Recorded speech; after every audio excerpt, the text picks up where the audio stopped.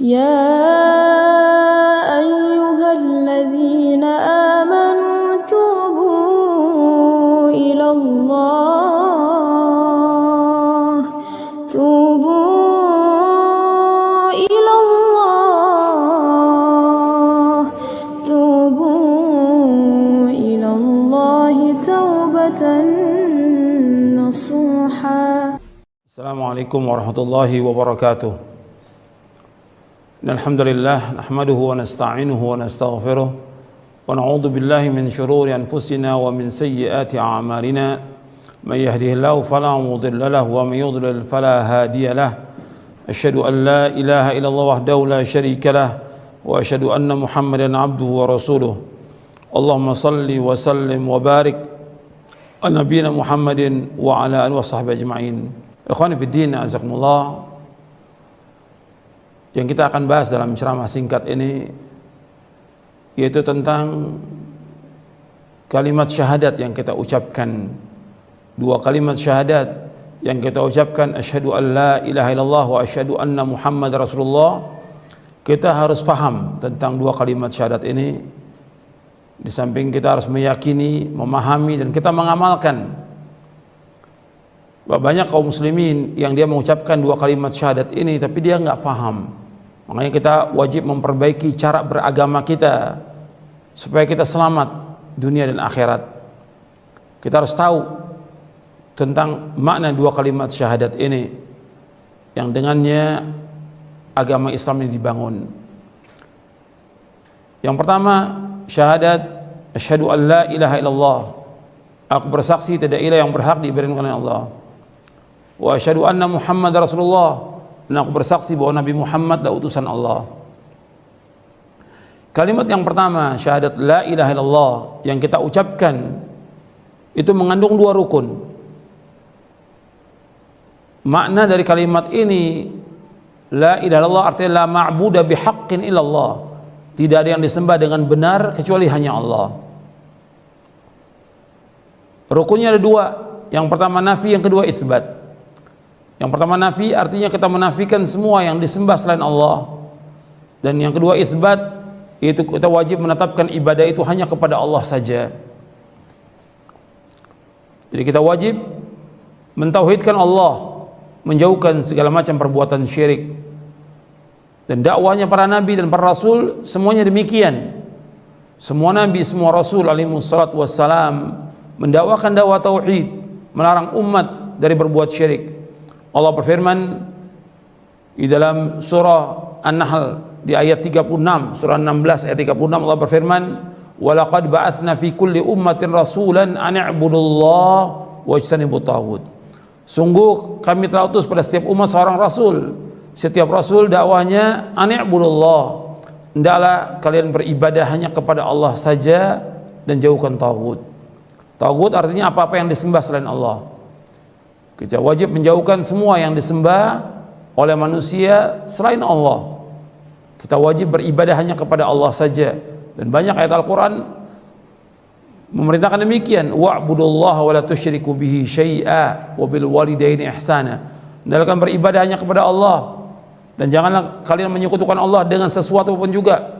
Dan hendaklah kalian berbuat baik kepada kedua orang tua. Ini makna la ilaha illallah.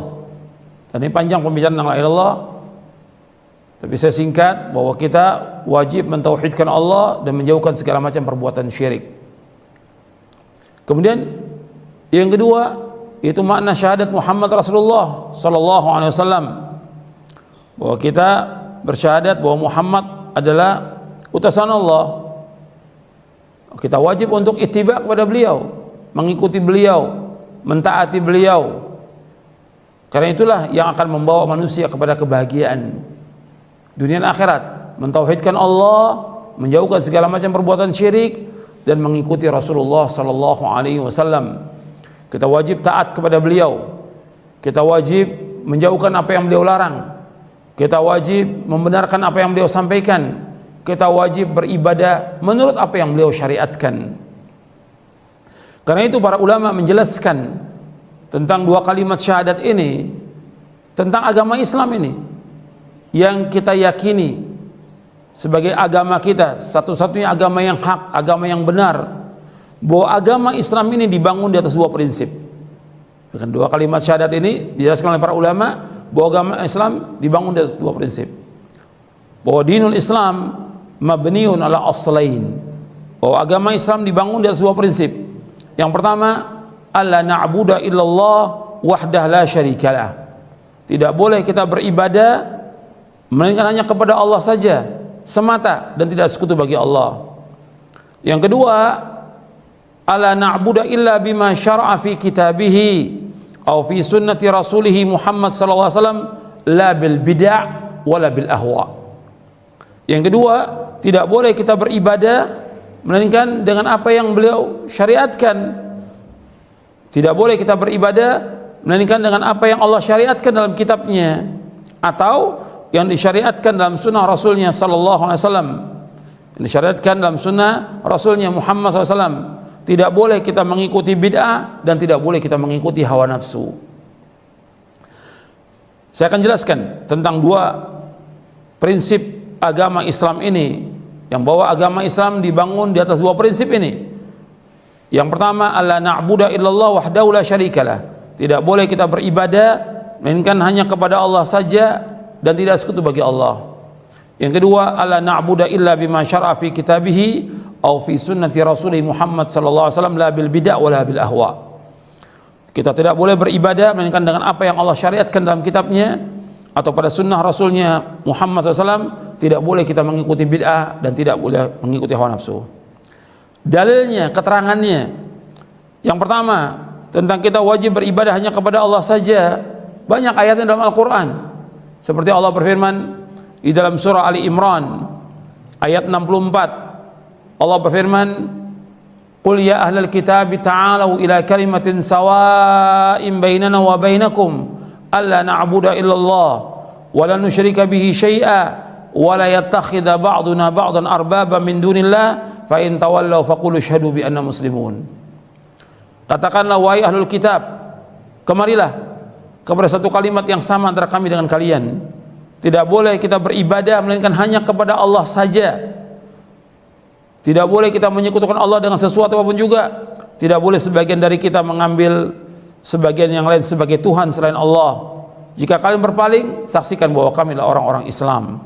Dalam surah Ali Imran ayat 64. Di sini Allah menyebutkan, yaitu Nabi disuruh untuk mengajak ahlul kitab kepada kalimat yang sama. Karena semua dakwah Nabi itu sama, dakwah tauhid. Yang pertama, tidak boleh kita beribadah bukan hanya kepada Allah saja. Yang kedua, tidak boleh kita menyekutukan Allah dengan sesuatu pun juga. Yang ketiga, tidak boleh sebagian dari kita menjadikan sebagian yang lain sebagai Tuhan selain Allah. Ini dalil yang pertama. Dalil yang kedua, banyak dalam ayat Al-Quran Allah menyebutkan tentang beribadah hanya kepada Allah dan tidak boleh berbuat syirik. Seperti tadi saya sebutkan ayatnya, wa'budullaha wa la tusyriku bihi syai'a. Beribadah kepada Allah dan janganlah kalian menyekutukan Allah dengan sesuatu pun juga. Allah juga berfirman, wa qada rabbuka alla ta'budu illa iyyah wa bil walidaini ihsana. Dan Allah telah mewajibkan tidak boleh kalian beribadah melainkan hanya kepada Allah saja. Tidak boleh beribadah melainkan hanya kepada Allah saja. Dan hendaklah kalian berbuat baik kepada kedua orang tua. Ini makna dari syahadat asyhadu an la ilaha illallah. Yang kita wajib mengikhlaskan ibadah hanya kepada Allah. Karena tidak ada makna ibadah kecuali dengan tauhid. Allah menciptakan jin dan manusia untuk beribadah kepada Allah, artinya untuk mentauhidkan Allah. Wa ma khalaqtul jinna wal insa illa liya'budun. Tidak aku ciptakan jin dan manusia melainkan untuk beribadah kepadaku. Artinya beribadah kepada Allah artinya mentauhidkan Allah SWT. Karena nggak ada arti ibadah kecuali mengikhlaskan ibadah itu hanya kepada Allah, mentauhidkan Allah dan tidak boleh menyekutukan Allah dengan sesuatu apapun juga. Ini tauhid. Ini makna dari kalimat syahadat kita la ilaha illallah. Kemudian yang kedua, tidak boleh kita beribadah melainkan menurut apa yang Allah syariatkan dalam kitabnya atau dalam sunnah Rasulnya Muhammad SAW. Tidak boleh kita mengikuti bid'ah, tidak boleh kita mengikuti hawa nafsu. Jadi kita wajib beribadah menurut apa yang Allah tetapkan dalam Al-Quran dan dalam sunnah Nabi yang sahih, bukan dengan perkataan orang. Kita wajib mengikuti apa yang Allah turunkan dan tidak boleh mengikuti yang lain. Allah berfirman dalam surah Al-A'raf, surah yang ke-7 ayat 3. Allah berfirman, ittabi'u ma unzila ilaikum min rabbikum wa la tattabi'u min dunihi awliya qalilan ma tadhakkarun. Ikutilah apa yang Allah turunkan kepada kalian dari Rabb kalian, dan jangan mengikuti yang lain sebagai wali-wali, sedikit kalian mengingat. Jadi kita wajib mengikuti Rasulullah sallallahu alaihi wasallam. Dan ini merupakan syarat iman. Allah berfirman dalam surah An-Nisa. Antum melihat dalam surah An-Nisa di ayat 59, ya ayyuhalladzina amanu athi'ullaha wa athi'ur rasul wa ulil amri minkum. Wahai orang beriman, taatlah kepada Allah, taat kepada Rasul, dan ulil amri antara kalian. Disuruh kita untuk taat kepada Allah dan taat kepada Rasul. Bahkan Allah menyebutkan di ayat 65-nya tentang syarat iman mengikuti Rasulullah sallallahu alaihi wasallam. Allah berfirman dalam surah An-Nisa ayat 65, fala wa rabbika la yu'minuna hatta yuhakkimuka fima shajara bainahum thumma la yajidu fi anfusihim harajan mimma qadaita wa yusallimu taslima. Demi Rabbmu, mereka tidak dikatakan beriman sampai mereka menjadikan kamu sebagai hakim terhadap apa yang mereka persisikan. Kemudian mereka tidak dapat dalam hati mereka rasa haraj, rasa sempit terhadap apa yang kau putuskan, dan mereka tunduk dengan setunduk-tunduknya. Mereka terima dan mereka tunduk dengan apa yang diputuskan oleh Nabi Muhammad sallallahu alaihi wasallam. Kita wajib untuk ittiba. Enggak boleh kita pilih-pilih. Kalau Allah dan Rasulnya sudah putuskan satu perkara, kita wajib mengikuti. Allah berfirman dalam surah Al-Ahzab surah 33 ayat 36, wa ma kana lil mu'minin wala mu'minatin idza qada Allahu wa rasuluhu amran an yakuna lahumul khiyaratu min amrihim wa may ya'sillaha wa rasulahu faqad dhalla dhalalan mubina. Tidak patut bagi mukmin laki-laki dan mukmin perempuan apabila Allah dan Rasulnya sudah putuskan satu perkara, tidak boleh bagi mereka untuk milih-milih dari urusan mereka. Barang siapa yang durhaka kepada Allah dan Rasulnya, maka sungguh dia telah sesat dengan kesesatan yang nyata. Disuruh kita untuk mengikuti Allah dan Rasulnya, bahwa kita akan dapat hidayah. Tapi kalau kita pilih-pilih, kemudian kita maksiat kepada Rasulnya, maka Allah menyebutkan dia telah sesat dengan kesesatan yang nyata. Di sini kita wajib untuk mengikuti Rasulullah. Tidak boleh kita mengikuti hawa nafsu, tidak boleh berbuat bid'ah. Rasulullah yang pertama kali menjelaskan tentang bid'ah ini, tentang bahaya bid'ah. Yang pertama kali menjelaskan, dia menyampaikan tentang tidak bolehnya kita berbuat bid'ah adalah Rasulullah sallallahu alaihi wasallam. Bid'ah adalah sesuatu yang baru dalam agama yang Nabi nggak contohkan sallallahu alaihi wasallam. Dibuat oleh manusia. Ini bid'ah. Makanya Nabi bersabda sallallahu alaihi wasallam, wa iyyakum wa muhdatsatil umur fa inna kulla muhdatsatin bid'ah wa kulla bid'atin dhalalah. Jauhkan diri kalian dari setiap perkara-perkara yang baru, karena setiap yang baru adalah bid'ah dan setiap bid'ah adalah sesat. Hadis ini sahih Imam Ahmad, Abu Daud, Tirmidzi dan yang lainnya. Jadi kita wajib mengikuti Rasulullah sallallahu alaihi wasallam. Bahkan orang mendapatkan petunjuk dan bahagia dengan ittiba' kepada Rasul. Dikatakan oleh Syekhul Islam Ibnu Taimiyah rahimahullah di dalam Majmu' Fatawa di juz yang ke-19, kata beliau, anna sa'adata wal huda fi mutaba'atir Rasul sallallahu alaihi wasallam wa anna ad-dhalala wasyaqa'a fi mukhalafatihi. Bahwasanya kebahagiaan dan petunjuk dengan kita mengikuti Rasulullah sallallahu alaihi wasallam, dan bahwasanya kesesatan dan celaka dengan sebab menyalahi Rasulullah sallallahu alaihi wasallam. Kita wajib untuk ittiba kepada Rasulullah. Kita wajib mengikuti Rasulullah karena itulah jalan selamat. Kita ingat bahwa manusia akan sampai kepada Allah dan akan sampai kepada kerajaan Allah dengan mengikuti Rasulullah SAW. Agama Islam ini sudah sempurna. Kewajiban manusia untuk ittiba. Syarat ibadah, diterimanya ibadah dua. Yang pertama ikhlas karena Allah, yang kedua ittiba. Nabi sudah jelaskan semuanya agama ini. Kewajiban kita untuk mengikuti, nggak boleh kita berbuat bid'ah. Makanya dijelaskan oleh Imam Ibnu Abil Izz Al-Hanafi, kata beliau, fala tariqata illa tariqatur rasul wala haqiqata illa haqiqatuhu wala syari'ata illa syari'atuhu wala aqidata illa aqidatuhu wala yasilu ahadun minal khalqi ba'dahu ila Allah wa ila ridwanihi wa jannati wa karamati illa bimutaba'atihi batinan wa zahira wa man lam yakun musaddiqan fima akhbara multaziman li ta'atihi fima amara fil umuril batina allati fil qulub wal a'malil zahira allati 'ala al abdan lam yakun mu'mina fadlan an yakuna waliyan lillahi ta'ala walau tara fil hawa wa masya 'alal ma'.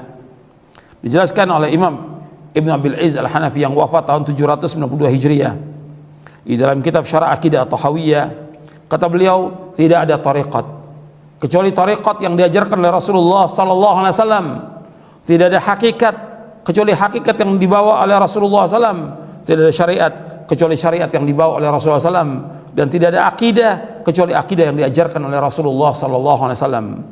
Dan seorang dari makhluk ini tidak akan sampai kepada Allah sesudah diutusin Nabi Muhammad, tidak akan sampai kepada Allah, dan tidak akan sampai kepada keridhaan Allah, dan tidak akan sampai kepada sorga dan kemuliaannya kecuali dengan ittiba' kepada Nabi Muhammad SAW, baik secara batin dan zahir.